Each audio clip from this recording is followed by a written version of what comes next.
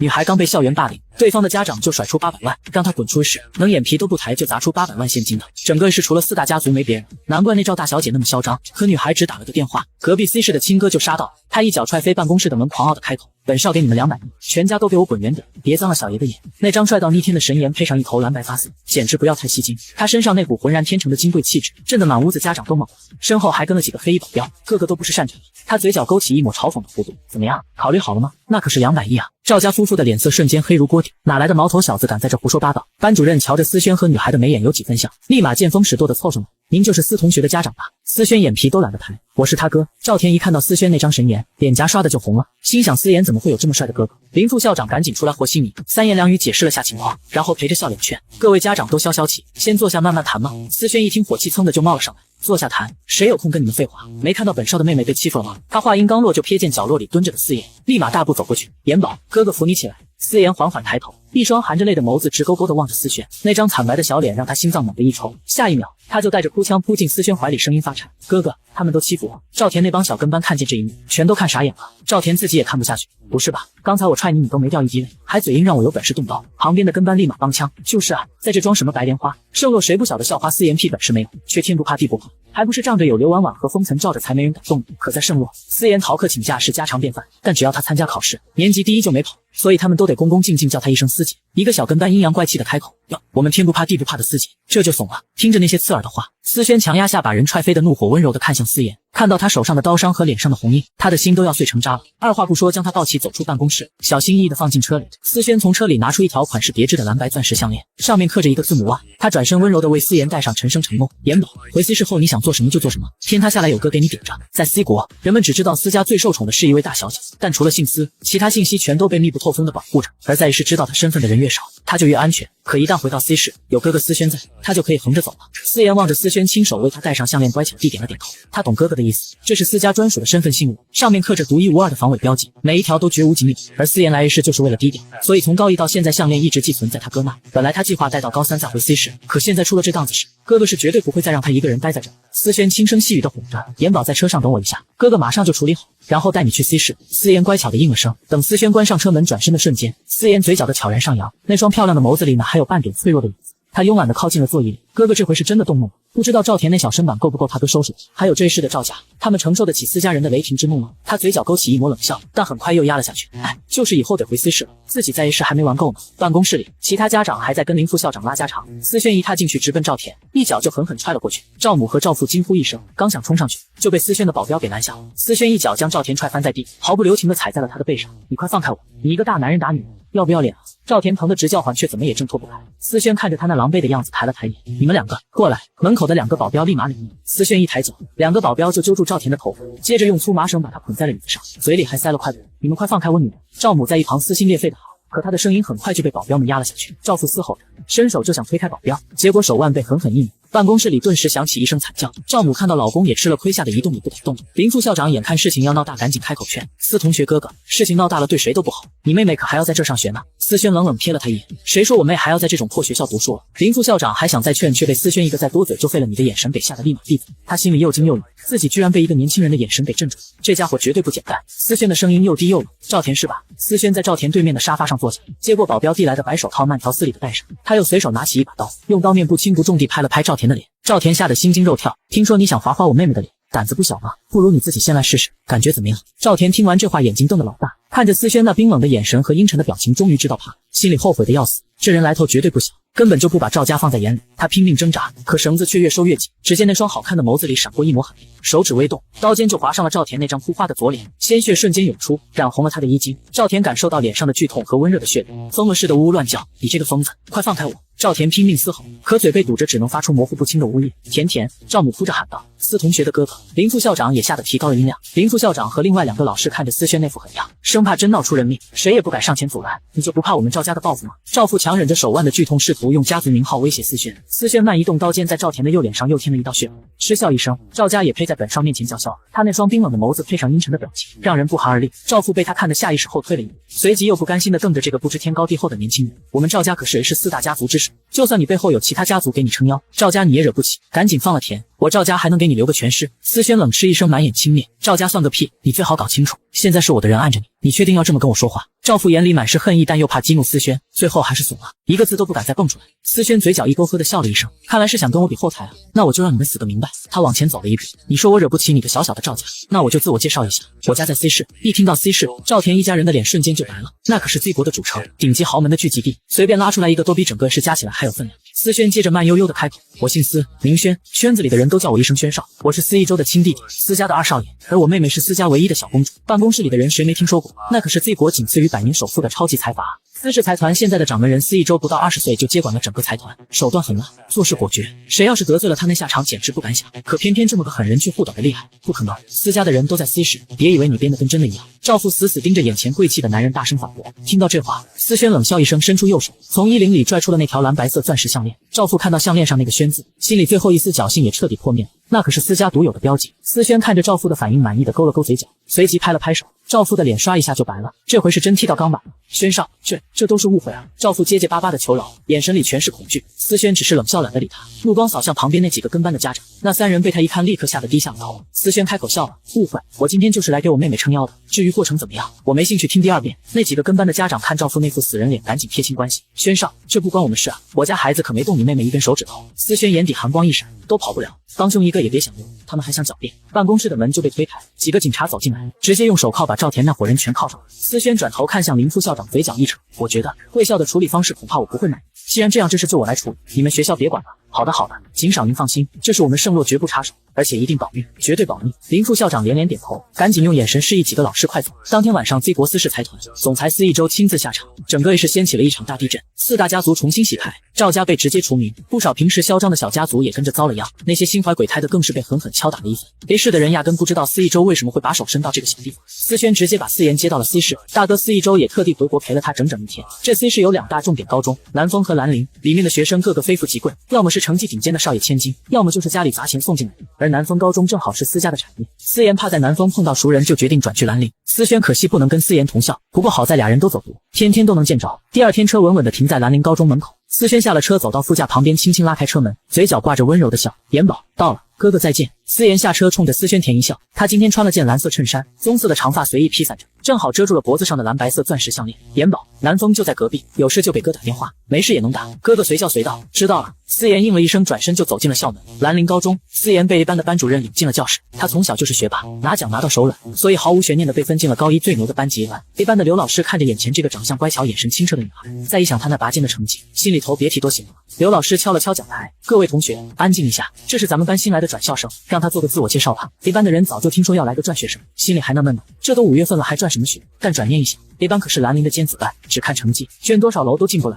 这规矩谁也破不了。结果现在突然空降你，也不知道考没考试。一想到这， A 班人立马就有了危机感，本着规矩不能破的原则，人还没见到呢，他们心里就先不爽。可当他们看见思妍的时候，瞬间傻眼了。女孩穿着蓝色长 T 恤配黑色牛仔裤，一头棕色长发，那双大眼睛清澈又明亮，不少男生女生当场就心生好感了。有些人已经悄悄拿起手机在班级群里炸开了锅。A 班最牛班级群，刘凯是个萌妹子，看着比那5大校花都好看。周婷是个甜妹，简直又甜又美啊！我最喜欢跟甜妹玩了，看着也太温柔太可爱了吧。王浩不是，高1不让染头发，凭什么他就可以？他是什么来头？台上的思妍一字一顿自我介绍完，班主任把他安排在了唯一一个没放书的空位子，但是旁边的课桌放了书，人不在。他走下位置，转头看到旁边同桌有一本书，翻开了一页，应该是被风吹开的，其上面写了一个“义”字，字体飘逸飞扬。他看到有些熟悉的字体，倏然愣住。他不是说以后在南丰读书吗？怎么会来兰陵？要知道，他来兰陵就是为了避开他。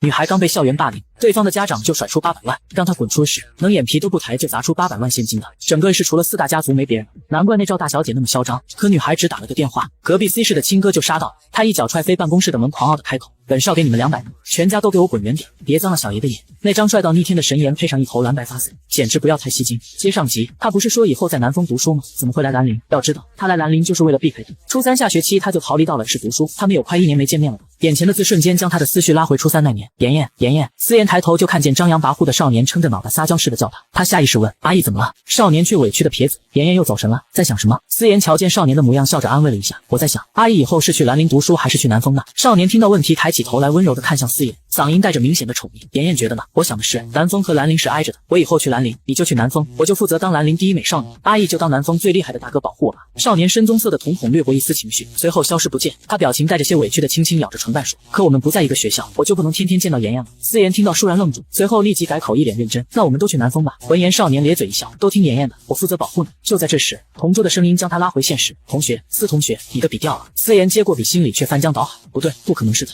他明明答应自己去南风的。思妍深吸一口气，那么久没见，他都不知道该怎么面对他。不过怕什么？自己又没做什么对不起他的事。然而他刚稳住心神，一转头竟对上一双愤怒的眼睛。窗外一个男老师正死死地盯着他。那个同学，棕色头发的，出来！校规写了不许染发，谁让你染的？下课来我办公室。思妍身体一震，兰陵竟然不让染发。要知道他之前在圣洛可是年级第一，染个头发根本没人管，这头鬃毛他都留了快1年，早就有感情了。正当他欲哭无泪时，下课铃响了。他立刻凑到吴云身边打听，吴云抬头一脸同情，那是教导主任，你赶紧染回去吧，不然得写检讨。原来兰陵对高1、高2的管理是出了名的严，毕竟是私立重点高中，在兰陵虽有很多世家子弟在这里读书，但都不比背后校董的势力大。看来他这头心爱的小鬃毛怕是真的保不住了。他赶紧向吴云打听主任办公室在哪，没想到吴云竟主动要带他去。谢谢小云了。思妍刚道完谢，就听见吴云转头对他同桌说，子豪，下节课帮我和小妍请个假。那个叫吴子豪的男生长得俊朗贵气，笑嘻嘻的回应，遵命。小云班长大人。说完还意有所指的看了看思妍，两人很快到了办公室门口。吴云贴心的嘱咐，你就说刚转来不知道规矩，主任不会为难你的，我在外面等你。思妍心里一暖，道了声谢便推门而入。与此同时，兰陵高中校门口，一个酒红色头发的少年正不耐烦地靠着墙，他姿态随性，垂下来的碎发刚好遮住了好看的眉目，显得眼尾那颗小痣异常勾人。旁边站着的顾文轩也低着头玩着手机，他抬眸看到了熟悉的男生，阿义，阿泽来了。闻言少年冷眸一抬，站直了身体，慵懒的嗓音响起，东西拿到。跑来的玉泽言晃了晃手里的平板，那当然。紧接着他神秘兮兮地说，阿义，你猜我看见什么了？没等两人反应，他就自顾自地爆出猛料，你旁边有同桌了，还是个转校的女生。这话一出，空气瞬间凝固。要知道全兰陵谁不知道萧逸最讨厌的同桌，他可是校董的亲儿子，兰陵说一不二的校霸，染发、逃课、打架样样精通，考试全凭心情却总能拿第一，谁敢惹他？果然，萧逸听完，好看的眉目瞬间紧锁，脑海里猛然闪过某人说过的，你只可以和我一个女生做。刹那间，他浑身散发出浓浓的戾气。走，去班上看看。随后抬脚就往校门里走。下一秒，高一班所有人都惊呆了，消失了1周的校霸萧逸竟然回来了，还带着他那2个形影不离的跟班。班上瞬间炸了锅，玉少怎么把一哥和顾小少都带来？要知道，玉泽言是西城第1豪门玉家大少，顾文轩是第3顾家的小少爷，再加上 Z 国首富之子萧逸，这3个人在 C 市就是横着走的存在，谁敢惹？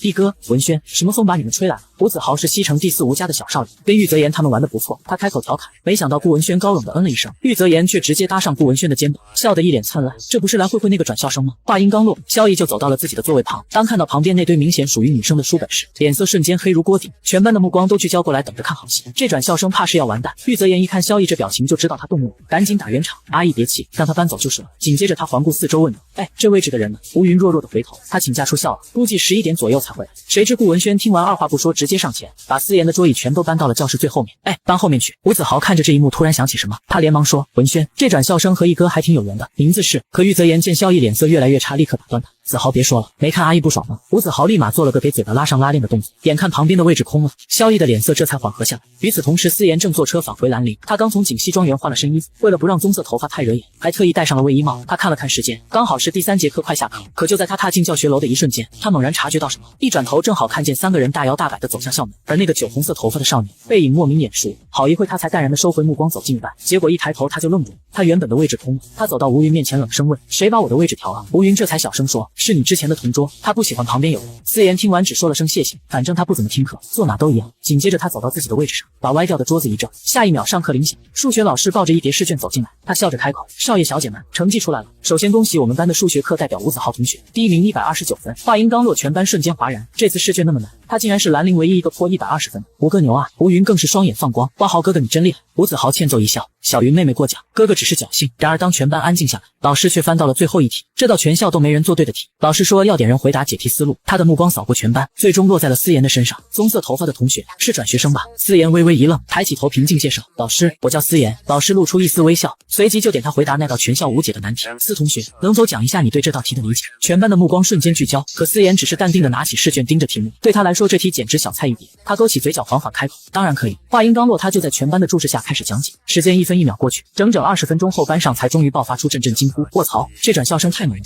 我弃掉的题他讲完我感觉我都会了。妈呀，还有第2种解法，这是高3才学的内容吧？就连数学老师都露出了满意的笑容，不愧是副校长安排进来的转校生，果然厉害，很好。老师带头鼓掌，班上瞬间响起雷鸣般的掌声。思同学2个解法全对，请坐。思妍拿着试卷淡然坐下，下一秒下课铃响，他瞬间被同学们团团围住。思同学你好漂亮啊！一个叫冷油油的女生满眼崇拜，思妍只是温柔一笑，谢谢，你也是。紧接着其他人也涌了上来，想在他面前刷点好感。美女同学好，我叫刘凯，我叫王浩。司同学太厉害，年级第一要换人了吧？司妍只是甜甜一笑，别班这群非富即贵的少爷小姐此刻全都对他释放善意。司同学缺什么找本小姐，本小姐最不缺钱，找本少爷行。司妍嘴角轻扬，觉得这群人还挺可爱，看来接下来的高中生活不会无聊。然而就在这时，一个女生突然凑近他，小声提醒：司同学，兰陵染发抓得严，你这头发还是赶紧染回去吧。然而同学们的好心提醒他压根没放在心上。就在这时，一个同学突然压低声音爆料，整个高一敢染发的只有一个人，就是校霸。一瞬间，司妍脑中闪过校门口那个酒红色头发的男生，紧接着叫刘凯的男生似乎想揭开谜底：同学，你知道你的位置为什么？话还没说完，竟被吴子豪厉声打断。他眼神淡漠，声音冰冷：你还敢议论他？司妍心里闪过一丝烦躁，面上却装出一副天真好奇的模样。有人瞧见他好奇的眼神，立马凑过来揭秘：你一开始坐的位置是校霸，他脾气不好，从不要同桌，我们都不知道老师为什么把你安排在他旁边。不仅如此，另一个同学更是补充道：上节课校霸一来，他的好兄弟就把你的桌子搬到后面去了，而且你原来的座位简直是神仙坑位，被兰陵4大校草之3死死包围，你的同桌就是校霸兼校草。天，这信息量也太大了。可他们说了半天，司妍还是不知道那3个人的名字。就在这时，一个叫周婷的女生高傲地抬起下巴质问他：你是哪所学校的？司妍莞尔一笑，轻飘飘地吐出4个字：圣洛中学。话音刚落，全场哗然。什么？圣洛？谁是4大家族的子弟都在内读。瞬间所有人看他的眼神都变了。一番热聊后，他成功加入班级群，众人也终于散开去食堂。吴云主动邀请他：小妍，我带你去食堂吧。司妍欣然同意，两人一同走向食堂。结果他这一头棕发瞬间成了全校的焦点，路上惊呼声此起彼伏。这谁啊？高一的吧？胆子这么大，我上次染一小撮粉色都被抓，凭什么他没事？就是啊，难道长得好看连教导主任都偏心？可就在这时，更刺耳的声音响起：背景，他的背景能有肖少大？话音刚落，一个粉裙女生猛地抬头，直接开怼：你又算个什么东西？给本小姐闭嘴！挑事女生正要还嘴，却在看清来人时瞬间煞白了脸。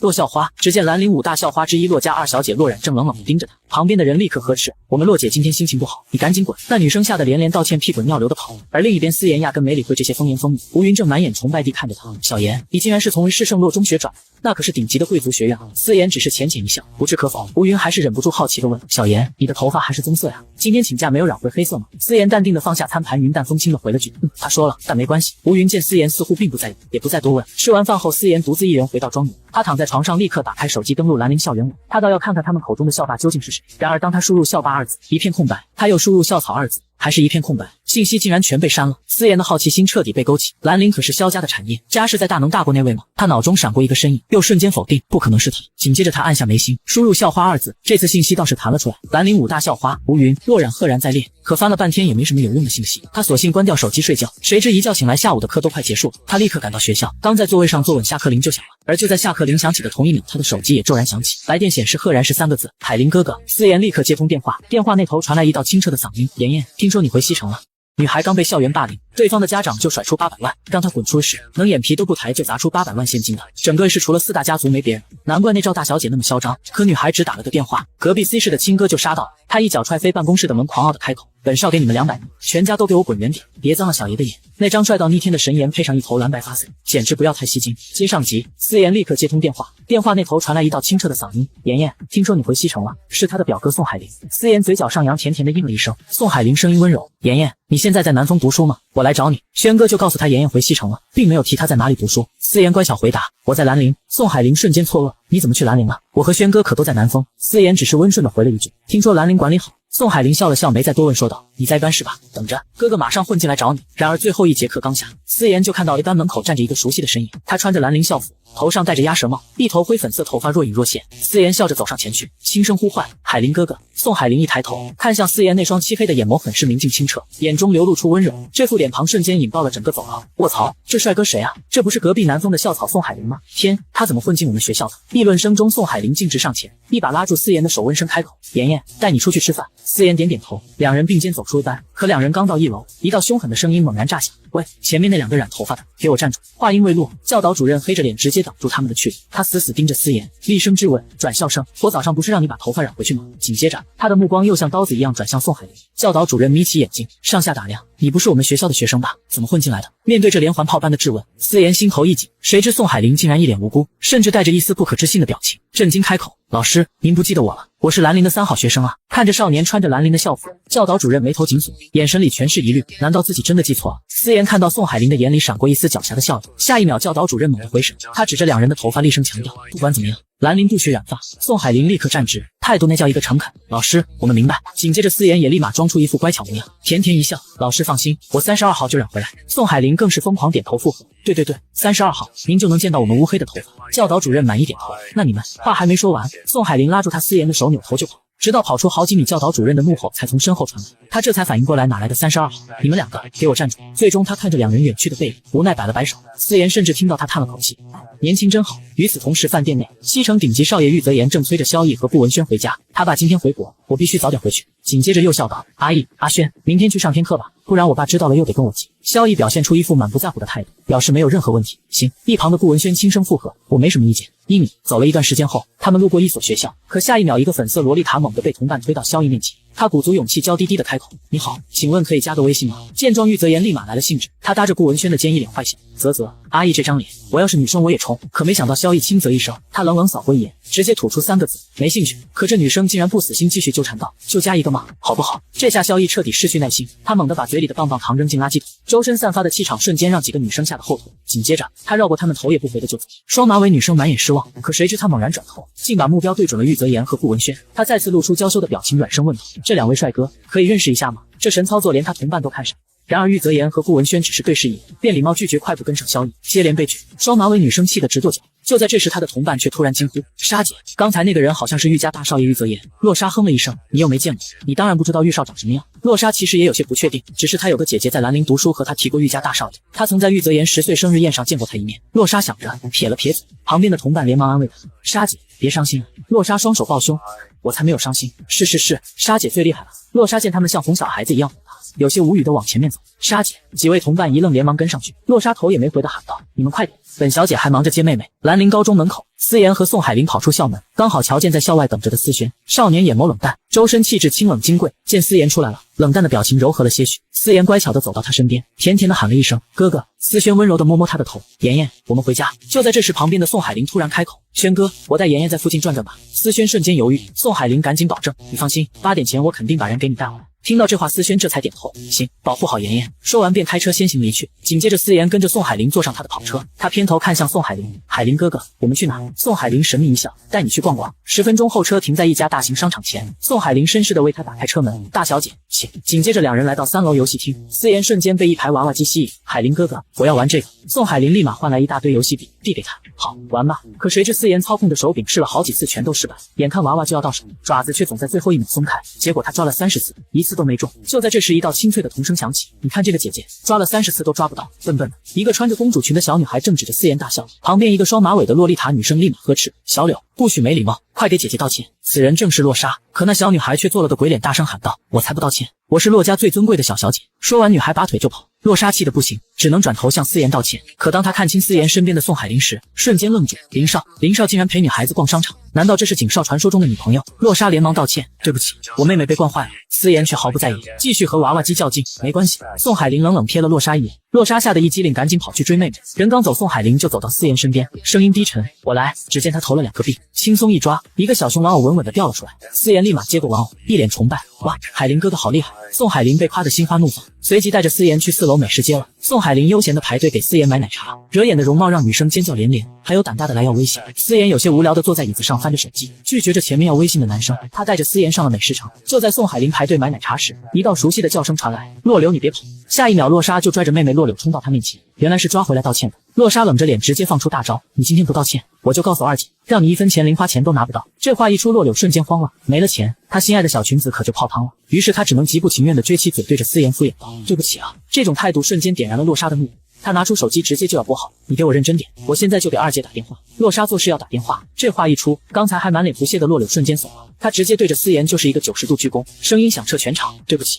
漂亮的姐姐，我为我刚才的无礼感到万分愧疚，我真的知道错了。这戏剧性的一幕让思妍都忍不住笑了，她嘴角一扯，淡淡吐出2个字：没事。就在这时，宋海林拿着奶茶走过来，他轻笑着把吸管插好，递到他思妍手中：谢谢海林哥哥。思妍乖巧的接过，而另一边洛莎也带着妹妹迅速离开，只是他心中却掀起惊涛骇浪：林少居然有女朋友了，这个消息太劲爆了。第2天，思妍睡过头了，但还是换上一身甜妹装扮去了学校。可当他踏入一班教室的瞬间，所有人的目光在他和前排的萧逸之间来回扫视，一副等着看好戏的表情。思妍感觉莫名其妙，正准备回座位，猛然间他发现自己旁边的空位上竟然坐着一个酒红色头发的少年。虽然气质大变，可他还是一眼就认认出来了，他怎么会在这里，还和自己同班？思妍脑中轰鸣，看着熟悉又陌生的少年，他愣定在原地。玉泽言似乎察觉到班级异常的安静，不经意地抬起头，他不可置信地瞪大了眼睛，下一秒猛地拍桌而起。我擦！前排的萧逸正漫不经心地划着手机，被他这动静吵得皱眉，头也没抬地吃了声有病。紧接着顾文轩也顺着目光看来，当他看到思妍时，向来稳重的他竟也忍不住爆了粗口，靠！随即猛地站了起来，全班同学直接懵了，这什么情况？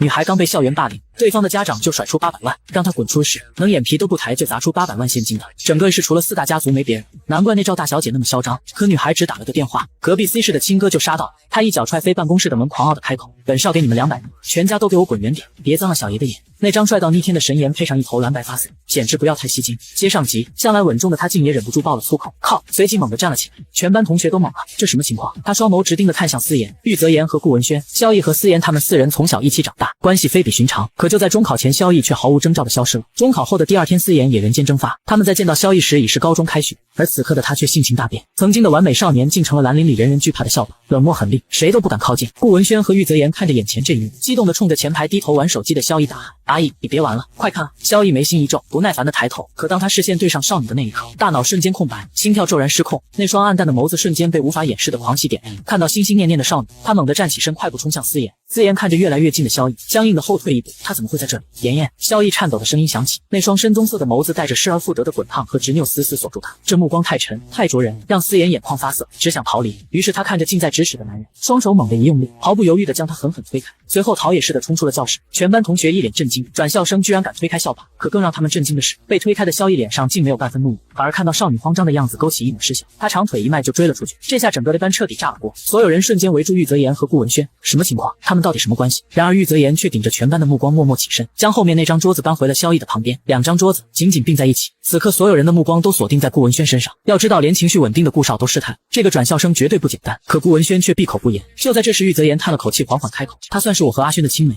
我和阿轩认识他整整10年。闻言全班哗然，可有人立马反应过来，不对啊，那他和一哥呢？话音刚落，玉泽言和顾文轩的表情瞬间严肃，两人竟异口同声，语气无比坚定：他是阿逸的底线。顾文轩更是补充一句，炸翻全场：他和阿逸自出生就认识，比认识我和阿泽还久。天啊，校霸的底线，出生就认识的青梅竹马，这信息量也太大了。而另一边，思妍刚跑到楼梯口就停下，他猛然惊觉该跑的人是萧逸，不是他。可就在停下的瞬间，一只手猛地抓住了他，思妍下意识后退，下一秒萧逸就将他死死抵在墙上。为什么躲我？萧逸颤抖的声音在他耳边炸响，双眼死死盯着他，指尖因用力而泛白。思妍心头一颤，低下头，明明是你先消失的。周围人来人往，议论声四起，那不是校霸吗？他怎么把一个女生堵墙角？这谁啊？还染了头发，不会就是办那个转校生吧？他怎么勾搭上一少人？萧逸听到议论，冷眸一抬，一个滚字吓退所有人。思妍看着眼前的男人，陌生又熟悉，他怎么变成这样了？好像人人都很怕他。看思妍有些害怕，萧逸周身的痞气瞬间消散，语气变得无比温柔：妍妍，为什么要躲我？又为什么消失不见？思妍一直没说话，两人就这样僵持着，直到上课铃响。思妍眼神躲闪，上课了。谁知萧逸竟被气笑，语气有些重：以你这智商，还用听课吗？话一出口，思妍的眼眶瞬间就红了，她抬起头，那双淡色的眸子里蓄满泪水：你凶我，他最会装了。看着他这副模样，萧逸瞬间没了脾气，立刻放软语气，低声吼道：没有，我的错。看着他服软，思妍只是哽咽着重复：上课了。萧逸彻底没辙，只能无奈地松开手。思妍立刻绕开他跑上楼去，紧接着他刚在座位坐稳，萧逸竟然也走进教室，甚至破天荒地给老师打了报告。这把正上课的老师看得一愣一愣的，在全班震惊的目光中，他径直走向思妍在他旁边的空位坐下。他坐得笔直，指尖规规矩矩地捏着笔，眼神锁在黑板上，像极了乖学生。可他太了解他了，知道这是他装的。他现在怎么会有心情听课？思妍身体一僵，什么都没说，只是悄悄把凳子往反方向挪了挪。然而这个细微的动作却让萧逸嘴角的笑意更深，他也不玩手机，就一手撑着脑袋，饶有兴致地盯着他。思妍被看得浑身不自在，终于忍无可忍，为了不打扰课堂，他只能在本子上写下一行字：你干嘛一直看着我？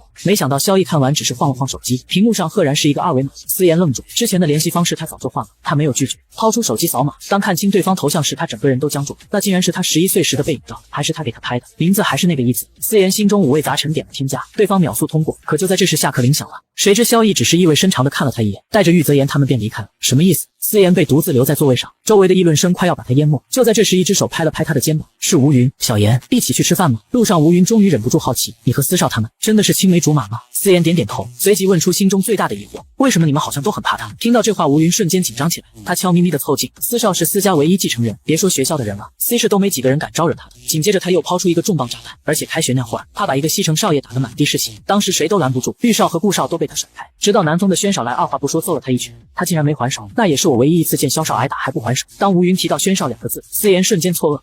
二哥从小就认识萧逸，他知道二哥不怎么喜欢萧逸，但二哥不至于动手打他。更重要的是，究竟是什么事能让萧逸失控到这种地步？难道又是为了那个女人？他压下心头疑问，跟着吴云走进食堂。然而下一秒，无数道目光齐刷刷射来，紧接着窃窃私语声钻入耳朵。他就是萧少的青梅竹马吗？我亲眼看见萧少在楼梯口壁咚他，不止，他昨天还跟林少和轩少走在一起。什么？南风的林少和轩少？他还上了林少的车，坐的副驾驶，甚至还有更难听的，他什么实力敢和萧少攀关系？还我家顾小少青梅竹马？我不信，你就吹吧。思妍被这些目光和议论看得一阵无语，看来以后只能出去吃了。吃完饭，他回到教室，鬼使神差地点开校园论坛，屏幕上赫然是自己的几张照片。思妍眉头一蹙，直接滑到评论区，10分钟，我要这美人的所有信息，你们还敢跟萧少抢人？信息来了，他水般转校声思妍，萧少同桌，还和3位校草是青梅竹马。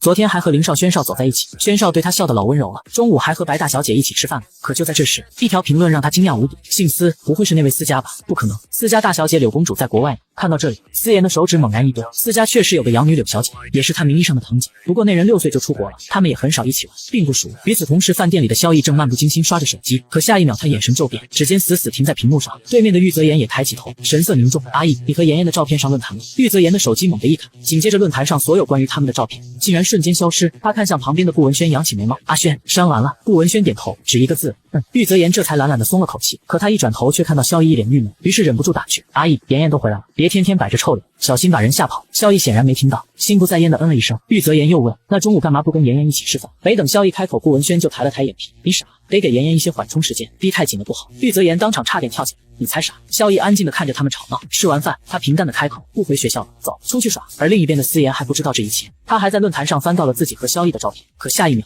手机一卡，照片竟然凭空消失。思妍一愣，重新登录，却发现论坛里所有关于他和萧逸他们的照片都没有。他刚放下手机，就发现窗外不知何时竟围满了人，所有人都像看猴一样盯着他。我靠，怪不得萧少会为他失控，真人比照片还美，太乖了吧。思妍烦了，在无数道目光的注视下起身走出教室，谁知刚出校门，他就看到了一个熟悉的身影，周围还围着几个少年。思轩正背对着他，气质冷冽。可就在这时，思妍的视线却和其中一个女生对上，那女生充满敌意的眼神死瞪着他，嘴唇一张，一和无声的说着，看什么看。思妍顿时觉得莫名其妙，当即就讨厌上这个女生，于是他收回目光，直接奔向思轩，嗓音软糯，哥哥。思轩听到声音猛然回头，清冷的面庞在看清是他后瞬间融化成宠溺的笑容，他快步迎上去，妍妍怎么出来了？不想上课了吗？思妍点点头，带着一丝撒娇的意味，不想上了，想回家出来看到哥哥了。思轩嘴角一弯，声音宠溺到极致，好，我们妍妍上了半天课，真棒。旁边几个男生眼都看直了，轩少竟然认识这么好看的女生，可当他们看到思轩那温柔到吓人的笑，瞬间惊得头皮发麻，这还是那个冷冽的轩少吗？闻言，思轩一个眼神杀过去，所有人瞬间站得笔直。可就在这时，一个黄毛把垃圾丢进桶里，笑着看向思妍，这小妹妹是轩哥女朋友吗？他竟然还觉得思妍和思轩有点夫妻相。话音刚落，思妍就注意到刚才那个瞪他的女生脸色瞬间黑了下去。思轩一个冷眸扫过去，这是我妹妹，你们放尊重点。谭墨当即反应过来，立刻改口，哇，原来是妹妹啊，妹妹好。思轩没再说话，他转头看向思妍，嘴角勾起一抹宠溺的笑，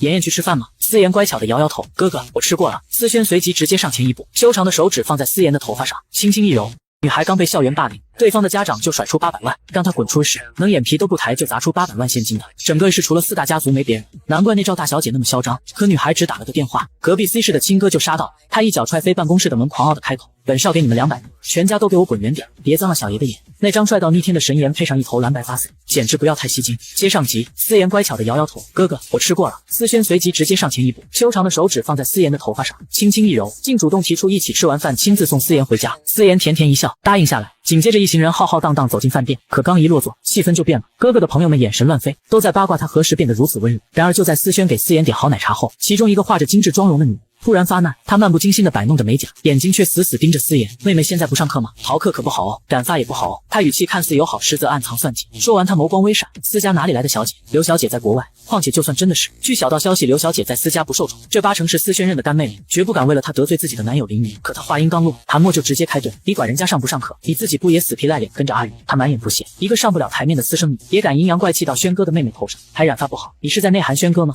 安青莹瞬间被对得满脸通红，于是她立刻委屈地看向身边的男友林少，谁知那个叫林瑜的男人只是随意挥挥手，眼神毫无温度地扫过她，他嘴角轻扬，语气却像在教训一只不听话的宠物，你乖一些，你这样子我会不高兴的哦。他心中嗤笑，果然是上不了台面的东西。安青莹脸色骤变，她追了林瑜2个月才追到手，怎么敢惹他不高兴？于是她立刻转向思妍，挤出一个笑容，妹妹真是不好意思，我这就给你道歉。可她接下来的话却让在场的人都惊掉下巴。他竟故意加重语气，一字一顿地说：“反正上不上课问题都不大，以后轩少会养你们。”那个养字，他说的意味深长，一瞬间所有人都懂了他的意思，这不就是在内涵思妍是哥哥养的小情人吗？然而面对如此恶毒的羞辱，思妍眼底却没有丝毫波澜，他只是冷冷看着面前这个跳梁小丑，这点小伎俩简直丢人现眼。思妍撇了撇嘴，直接开言，他一脸无辜又带着骄纵，活脱脱一个被宠坏的大小姐，声音娇滴滴的反问：“姐姐这是在内涵我是哥哥的情妹妹吗？”安青莹气的指甲都快掐进肉里，表面却还得装出一副善解人意的大姐姐模样。姐姐可没这么说，妹妹别多想，你怎么能这样？思妍瞬间戏精附体，她委屈巴巴的转向思轩，声音又娇又软：“哥哥，你看他真讨厌，我不开心了。”说完，他还傲娇的轻哼一声，果然下一秒，思轩的脸彻底冷下来，他抬头，冰冷的目光直射林雨，语气不带一丝温度：“林雨，管管。”仅仅3个字却带着雷霆之怒。林雨立刻起身，对着思妍扯出一个玩世不恭的笑：“抱歉啊，这位可爱的妹妹，前女友不懂事，我这就让她滚。”什么？前女友？安青莹猛地拍桌而起，不敢置信的尖叫：“林雨，你要分手？”她昨天还在小姐妹面前炫耀自己拿下0少，今天就要被甩，这脸往哪搁？可林雨只是懒懒的靠在沙发上，平静的吐出一句：“分手费会打到你的卡上。”这个没眼力见的私生女，连轩少的妹妹都敢惹，罢了，也就处了1天的时间。这下思妍直接凑到思轩身边，姿态越发骄纵：“哥哥，我不喜欢的，我不要跟他在一张桌上吃饭。”谁知思轩不仅没嫌他烦，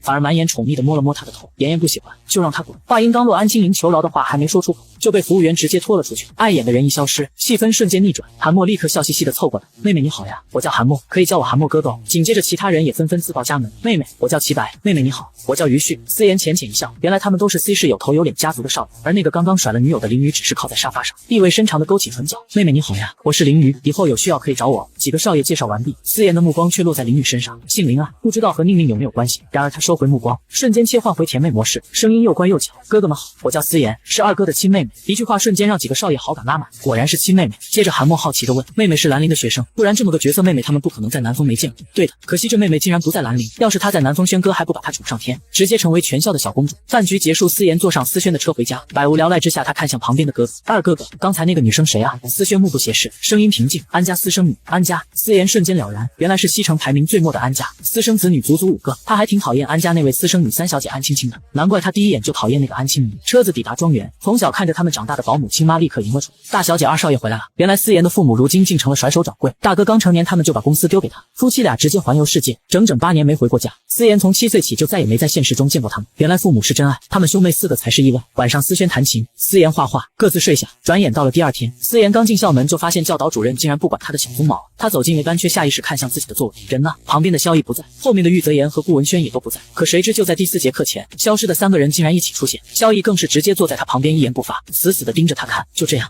萧逸一直盯到下课，思妍却完全无视。老师一走，他就站起来看向前面的吴云：“小云，一起去吃饭吗？”“走啊！”吴云爽快答应。可下一秒他就后悔了，因为玉泽妍突然上前，一个眼神递给吴云的哥哥吴子豪。吴子豪瞬间心领神会，一把拉住吴云：“小云，你不是说好今天要请我吃饭吗？”吴云满脸问号，他什么时候说过？刚想拒绝，一股杀气扑面而来，他猛然回头，只见思妍旁边的萧逸脸色黑如锅底，那眼神仿佛在说你敢拒绝试试。而他身后的玉泽妍和顾文轩也是一脸微笑的看着他。3道死亡视线压迫感瞬间拉满，班里气氛冷到极致。“走吧，小云。”吴子豪见状赶紧拉着吓傻的妹妹逃离现场，这下人都被他们吓跑了。玉泽妍却像个没事人，一只手搭在萧逸肩上，笑眯眯地看向思妍：“妍妍，好久不见呀，阿姨可想你了呢。”思妍愣住，看着玉泽妍和顾文轩，眼底闪过一丝酸涩，她只是笑笑，一句话也说不出。紧接着顾文轩也主动开口：“妍妍，你刚转来，我们带你去吃饭。”顾文轩等着思妍的决定，就算不答应，他也不能总是躲着阿姨不见。闻言，萧逸周身的冷气瞬间消散，眼底闪过一丝微光，悄悄掀起眼皮看向思妍。